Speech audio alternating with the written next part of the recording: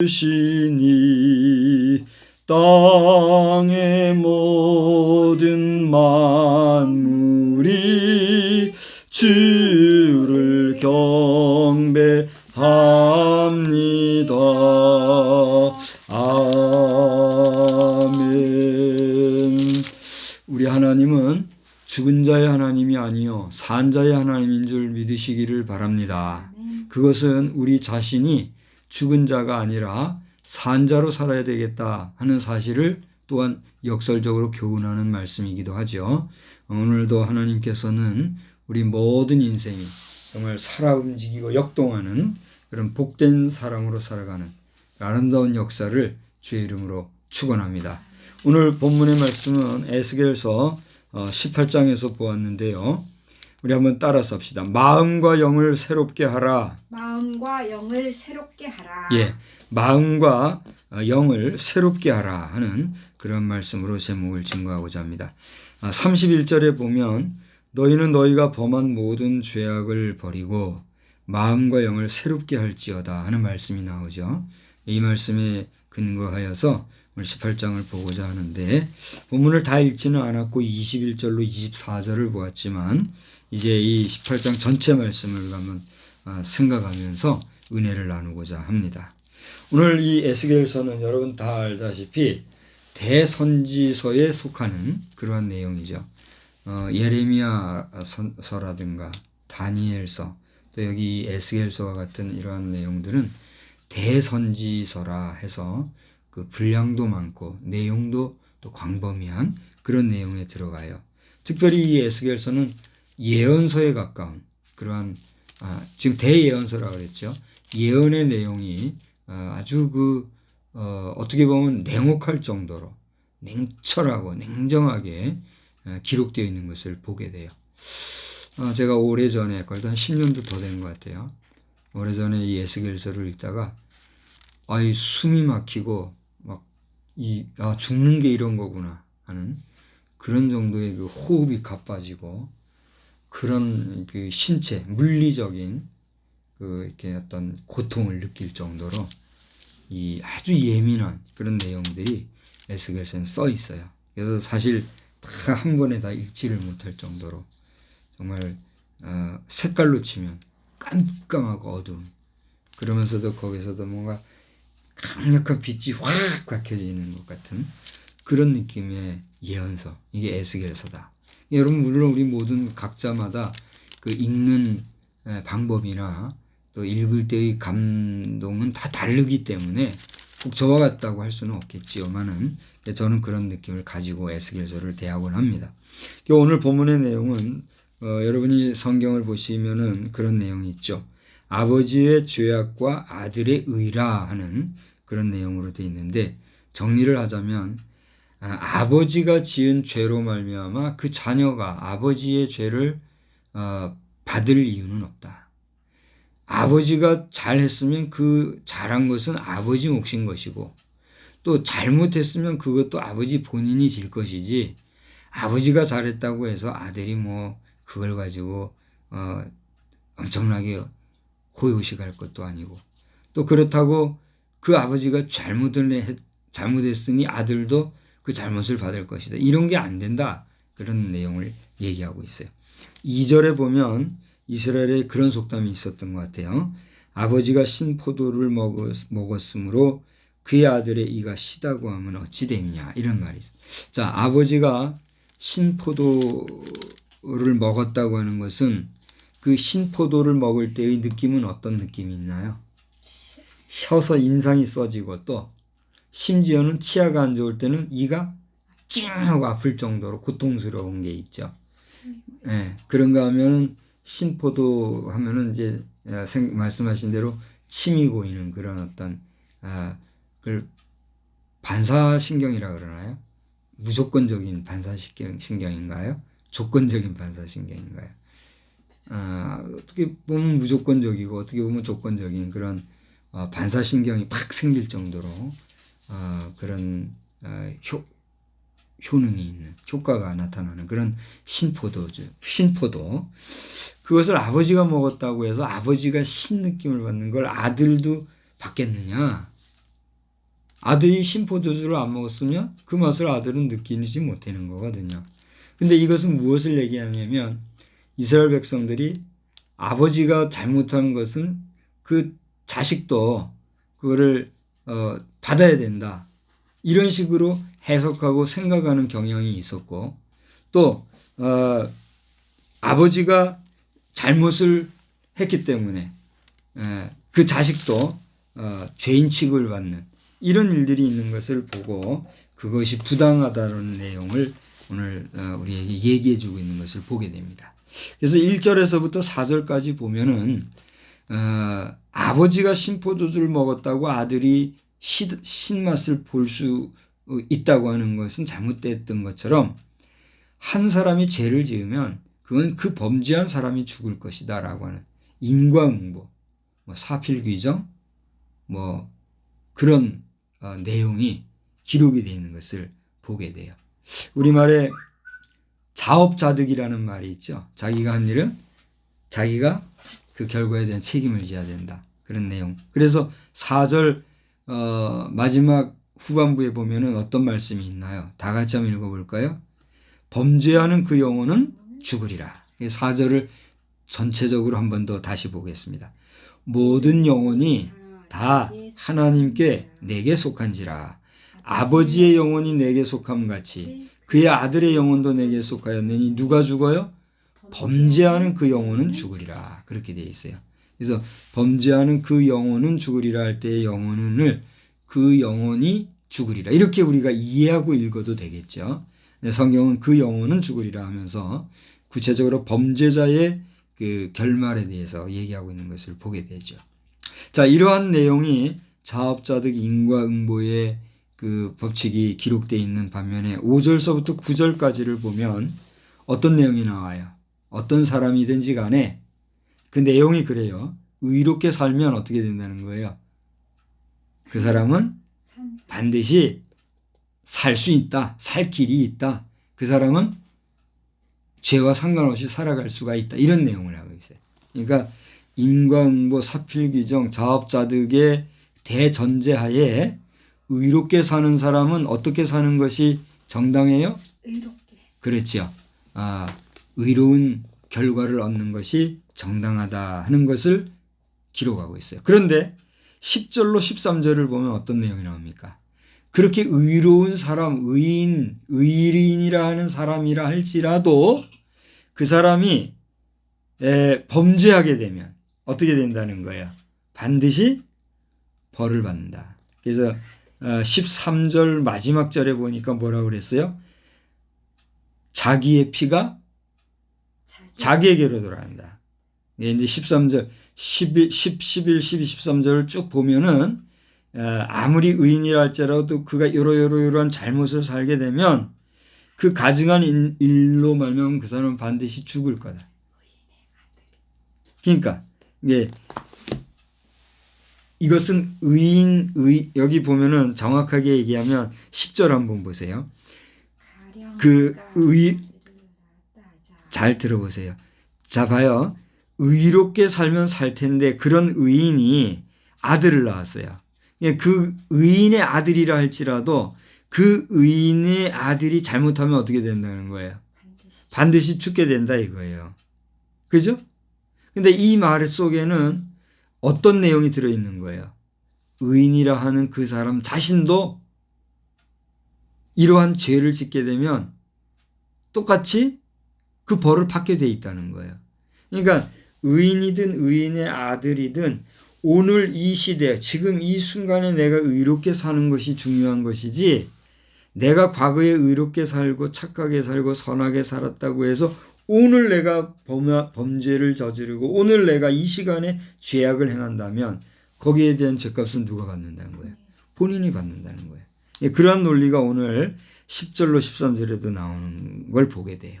그런데 14절에서부터 18절까지 보면 또 어떤 내용이 나와요? 가령 그가 아들을 낳다 하자 그 아들이 아버지가 행한 모든 죄를 보고 두려워하여 그대로 행하지 아니하고 자 보세요. 의인이 아들을 낳는데 의인의 아들이라고 해서 그가 죄를 범하면 의인의 아들이기 때문에 죄가 없다고 할 수 없고 반드시 그 죄값을 받는데, 반면에 또 아들을 낳는데 그 아들은 아버지가 아버지가 행한 그 모든 일을 보고 의롭게 살게 되면, 또 여기 이 내용은 뭐냐면 의인의 자식이 죄를 짓고 살았는데, 그럼 이 사람 죄인이잖아요. 근데 그 죄인의 아들이 또 아들을 낳는데 그 아들이 아버지가 본 것을 잘 보고 아이고 나는 아버지 같이 살면 안 되겠다 해서 바로 산다면 그 사람은 어떻게 된다는 거예요? 반드시 살 수가 있다는 거예요.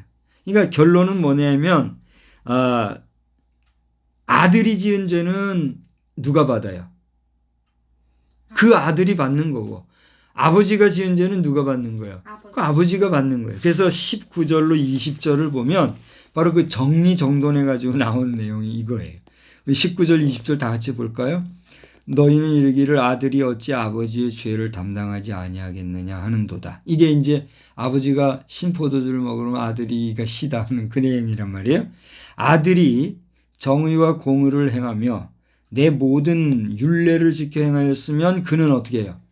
반드시 살려니와 범죄하는 그 영혼은 어떻게 해요? 죽는다 그랬어요. 아들은 아버지의 죄악을 담당하지 아니할 것이요 아버지는 아들의 죄악을 담당하지 아니하리니 의인의 공의도 자기에게로 돌아가고 악인의 악도 자기에게로 돌아간다.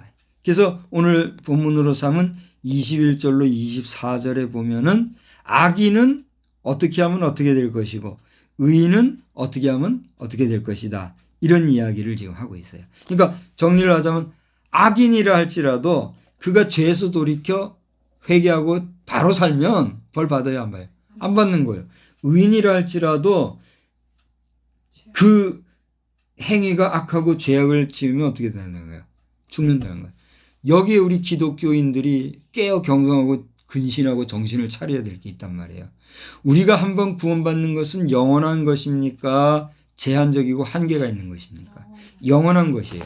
하나님께서는 우리를 구원해 주시되 아무런 값도 공로도 대가도 없이 무조건적으로 우리를 사랑하셔서 구원해 주셨고 또 구원받을 기회를 주셨어요. 영접하는 자 곧 그 이름을 믿는 자들에게는 하나님의 자녀가 되는 권세를 주셨다. 이건 뭐예요? 그를 구원해 주셨다. 이런 말이란 말이에요. 그러니까 우리가 한번 구원받은 것은 영원한 것이요 이것은 그 어떤 것과도 바꿀 수 없는 참으로 거룩한 것이거니와 그 구원받은 자가 받은 바 구원의 은혜와 은총을 등한히 여기고 자행자지하고 하나님의 말씀에 법을 이탈해서 나는 구원받은 자니 뭐 한 번 구원은 영원한 것 하면서 제멋대로 죄짓고 산다면 하나님이 그를 구원해 준 것을 유효화하실까요? 무효화하실까요? 무효한다는 사실입니다. 근데 신학자나 목회자들 가운데 한 번 받은 구원은 영원한 것이다 하면서 뭐 별별 얘기하는 경우가 있는데 그건 틀린 거예요? 바른 거예요? 그건 틀린 거잖아요. 잘못된 거잖아요. 물론 그 논리 가운데는 진정 구원받은 자는 다시는 죄와 상관없이 산다라는 전제를 합니다. 그런데 생각을 해보세요. 신학자님, 목회자님, 여러분이 신학자고 목회자라고 해서 살아가면서 죄 안 짓고 삽니까? 저는 목사지만 저도 참 이 죄가 무서워요.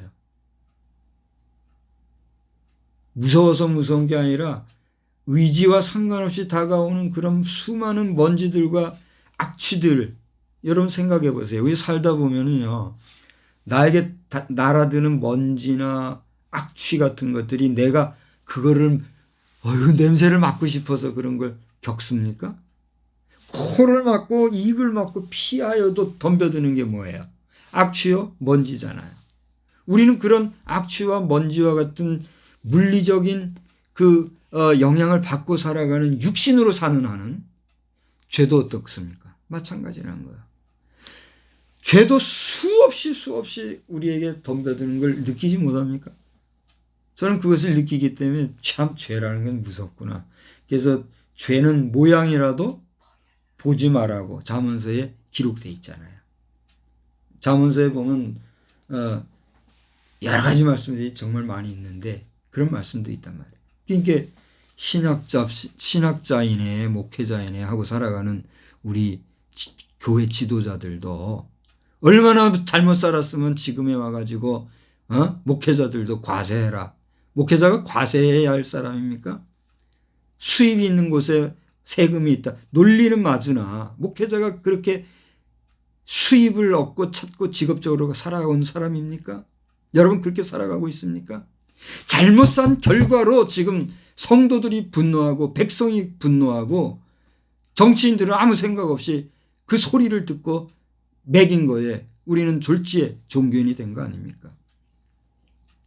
우리 교회 법학회 회장님과 연결이 되었고 언젠가는 만나게 될 것이지만 그분이나 우리 존경하는 총회장, 진경 총회장님 한 분 아마 다 나름의 계획들이 있을 줄 압니다만 반드시 이것은 다시 제자리를 찾아야 될 줄로 저는 믿고 또 언젠간 그것은 그렇게 될 줄로 저는 믿습니다. 목회자들이 하나님이 주신 분복을 잃어버리고 무슨 앞으로 청직 이론을 가르칠 수 있겠습니까? 생각하면 생각할수록 부끄럽고 창피해서 좀 이대로 그냥 목회직을 놓고 싶을 정도도 있지만 그건 내가 사람에게 받은 직분이 아니잖아요. 내 자신이 하나님 앞에 서원했고 하나님이 나를 분명하게 불러주셨다는 그런 확신 가운데 사명감을 가지고 모든 과정을 통과해서 목사가 된데 내가 그 성직을 버리면 그 죽음과 바꾸는 것 아니겠어요? 버릴래도 버릴 수도 없어요. 오늘 공교에 계신 여러분 목회자, 나의 동역자, 선후배 목사님들 언제까지 종교인으로 살아갈 것입니까? 이제라도 속히 이 잘못되고 창피한 것을 회복시켜서 대통령 명령 중요하지만 대통령도 생각 없이 그저 한 것이라면 그 자신도 회개하고 두려운 줄 알고 하나님 앞에서 우리가 정신을 차리고 근신하며 나아가기를 그저 학수고대하고 기도할 뿐입니다.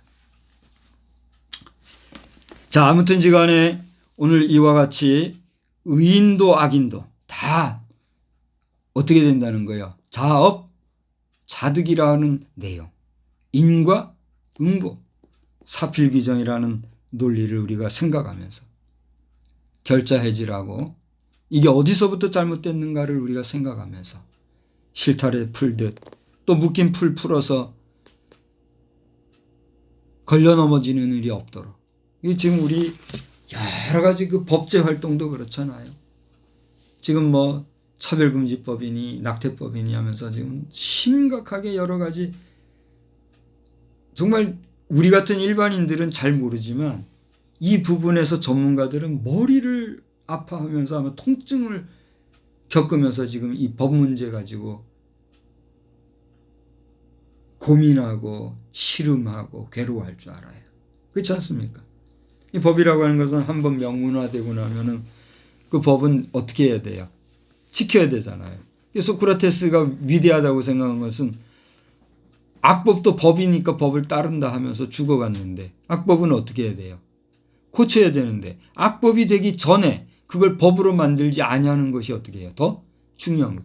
하나님의 법에 이미 다 나와 있고 그래서는 안 된다고 하는 것과 또 우리가 상식적으로나 윤리적으로나 도덕적으로나 보통 객관적인 면으로 보아도 안 되는 거는 안 되는 것인데도 불구하고 그것을 특정 목적과 어떤 권세 권력을 위한 그리고 이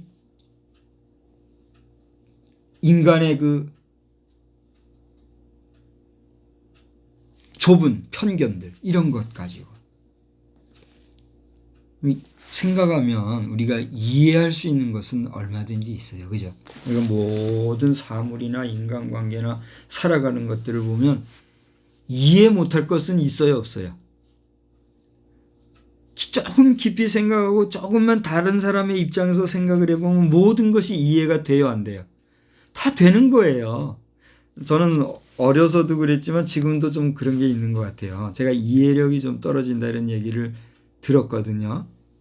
저도 그렇게 내가 아니라 해도 다른 사람이 그러면 나는 그런 거잖아요. 그래서 그런 얘기를 어려서도 들었고 지금도 듣고 있기 때문에 내가 이해력이 부족한 사람인가 보다라고 내가 얘기를 할 수밖에 없으니까 해요. 근데 가만히 보면 물론 제가 이해가 부족한 것도 있지만 다른 사람이 이해하는 것을 넘어. 그게 신기하더라고요. 그 앞서 넘어 이해되는 부분들이 있더라고요.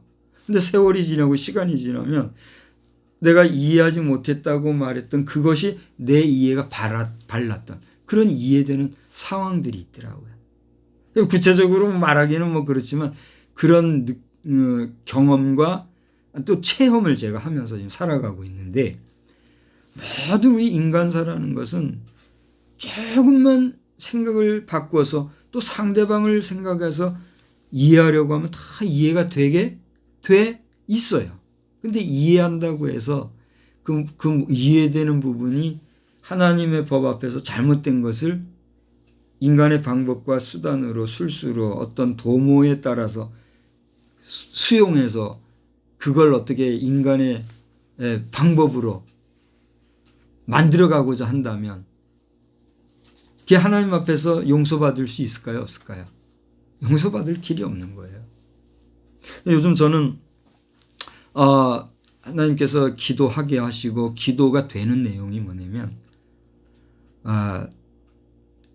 우리 효양교에서도 제가 분명히 얘기했지만 은총과 자비, 긍휼 이것을 구하게 하셨단 말이에요. 근데 이제는 그것이 조금 완화가 돼가지고 그 모든 것들을 가만히 돌아보니까 이미 우리는 다 하나님 앞에 어떻게 된 거예요? 받은 것들이더라고요. 그렇지 않습니까? 여러분 오늘 2020년 11월 8일이라고 하는 시간, 오늘 이 현재 시간을 여러분이 살아가고 있다는 그 자체가 이미 하나님 앞에 뭘 받은 거예요? 은혜를 받은 거요, 복을 받은 거요, 하나님의 그 무한정하신 은총 속에 살아가는 거예요. 아멘이십니까? 믿는 사람들 가운데 이걸 생각해 보지도 않았을 뿐더러 생각이 안 되는 사람도 있을 거예요. 뭐 안 믿는 분들은 전혀 이해가 안 되실 부분이고. 그런데요, 여러분 깊이 묵상하면서 생각해 보십시오. 오늘이라 하는 이 순간이라는 이 시간을 내가 지금 현존하고 있다고 하는 그 자체가 하나님 앞에서 얼마나 은혜요 또 갚을 수 없는 은총인지 알 수 없다니까요. 그런데 그 은총을 하나님께서 우리에게서 순간 거두어 가신다면 우리 인생이 어떻게 될까요? 그걸 생각하니까 우리에게 은총과 자비를 베푸시옵소서가 아니라 이제는 뭐예요? 하나님 우리에게 주신 은총과 자비와 또 긍휼을 어떻게 하지 마시옵소서. 거두어 가지 마시오. 이렇게 기도가 되더라고요. 여러분은 어떠십니까? 여러분 어떠신가 생각해 보세요. 제가 지난 주일인가 수요일인가도 한번 말씀을 드렸지만 이제 배경이 이렇게 세계 지도가 있어서 요즘 좀 재미가 있는데 여러분 여기에 지금 80억이 산대요. 80억 조금 안 되는 80억, 70몇 억이래요. 이 살아가는 이 수많은 인생들이 지구라고 하는 이 한 구체로 생긴 이 지구에 지금 우리가 이렇게 살고 있잖아요. 근데 이 지구가 얼마나 작은가 하는 것은 제 얘기보다 저 우주 공간에 가서 내려다본 사람들이 하는 얘기예요. 우주인들이 공공연하게. 뿐만이 아니라 지금 우리 일반 지식인들보다 훨씬 앞선 지식인들, 엘리트들, 또 저 우주를 연구하시는 그런 분들이 볼 것 같으면 여러분들도 다 아시잖아요. 상식적으로.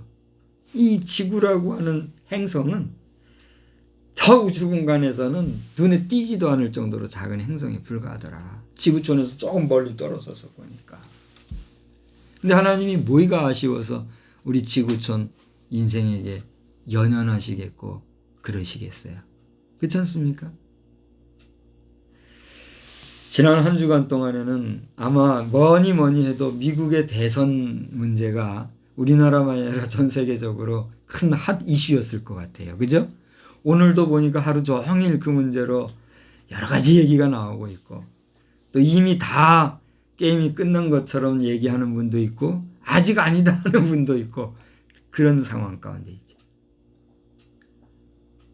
참 앞으로 우리 지구촌이 어떻게 될지 저도 궁금하지만 여러분들도 궁금하실 겁니다. 바라기는 오늘 말씀에서처럼 악인이든 의인이든 그는 자신의 행위로 말미암아 그 싹쓸 받을 것을 알고 하나님 공평하지 않습니다. 하나님 공의롭지 않습니다. 하나님 불만입니다. 그럴 것이 아니라 어떻게 하란 말이에요? 먼저 제 마음을 스스로가 새롭게 하고 또 내 마음과 영을 깨끗하게 하는 그런 삶이 필요하다. 오늘 하나님 우리에게 말씀하고 있어요. 25절을 보면 중반절 이후에 뭐라고 그랬습니까? 내 길이 어찌 공평하지 아니하냐? 너희 길이 공평하지 아니한 것이 아니냐? 그랬어요. 우리 한번 25절 다 같이 읽어볼까요? 자, 이제 앞에 우리 오늘 본문으로 삼은 21절, 24절에 보면 그랬잖아요. 의인도 죄에서 떠나면 살고 죽지 아니할 것이고 의인도 죄지면 그 범한 허물과 죄로 죽을 거다. 그랬잖아요. 그러면서 25절 다 같이요. 그런데 너희는 이르기를 주의 길이 공평하지 아니하다 하는도다. 이스라엘 족속아 들을지어다. 내 길이 어찌 공평하지 아니하냐. 너희 길이 공평하지 아니한 것이 아니냐. 여러분 어떻게 생각하십니까? 26절 27절도 한 번 더 다 같이 보겠습니다. 만일 의인이 그 공의를 떠나 죄악을 행하고 그로 말미암아 죽으면 그 행한 죄악으로 말미암아 죽는 것이요. 만일 악인이 그 행한 악을 떠나 정의와 공의를 행하면 그 영혼을 보전하리라. 28절로 30절까지도 보면 그런 내용이에요. 결국은 이 30절 전반절에 있는 말씀처럼 너희 각 사람이 행한 대로 심판할지라. 그러면서 31절에 뭐라고 그랬어요? 다 같이 너희는 너희가 범한 모든 죄악을 버리고 그 다음 마음과 영을 새롭게 할지어다. 제가 이제 32절 읽고 마칠게요. 주 여호와의 말씀이니라. 죽을 자가 죽는 것도 내가 기뻐하지 아니하노니 너희는 스스로 돌이키고 살지니. 하나님은 죽은 자의 하나님이 아니요 산 자의 하나님이실 뿐만이 아니라 우리가 죽기를 원하시는 분이 아니요 어떻게 하기를 원해요? 살기를 원하셔요. 그러므로 우리나라도 저 미국도 우리 지구촌도 하나님 앞에서 멸망길로 달려가지 말고 살 길로 달려가기 위해서 잘못된 것은 이 코로나19라고 하는 아이 징글징글 맞은 것 같아. 그죠? 아이고 뭐 여기에 대해서도 할 말이 너무 많고 전문가들이 많으니까 저는 그만하겠어요. 이 징글맞은 코비드19 이 기회로 말미암아 제가 몇 번 반복해서 얘기했지만 2000년도 그 어간서부터 2020년하고 우리 달려왔지 않습니까? 그 달려왔던 2020년이 지금 어떻게 됐어요? 완전히 쑥대밭이 됐어요. 지금. 그렇잖아요? 근데도 한편으로는 아마 잘 되고 있는 것도 있을 줄 압니다. 우리 지금 자력 에너지 같은 경우도 이 2020년도에 들어서 지금 힘을 내고 있는데 앞으로 우리 자력 에너지 자가 발전 이 기술이 정말 잘 되어서 우리나라만이 아니라 인류 공룡에 잘 이바지할 수 있게 되기를 바라거니와 여러분 우리 모두가 죽을 자가 아니라 살 자로 하나님 앞에서 온전히 승리하고 살아가며 우리를 위해서 대신 죽어주신 그 주님의 대속의 죽음, 그 십자가의 피 흘리심이 헛된 죽음이 되지 아니하도록 우리가 다시 깨어 경성하는, 그래서 마음과 영을 새롭게 하는 날마다 성결하게 살아가는 우리 모두의 삶이 되기를 우리 주님의 이름으로 축원합니다. 기도하시겠습니다. 고맙고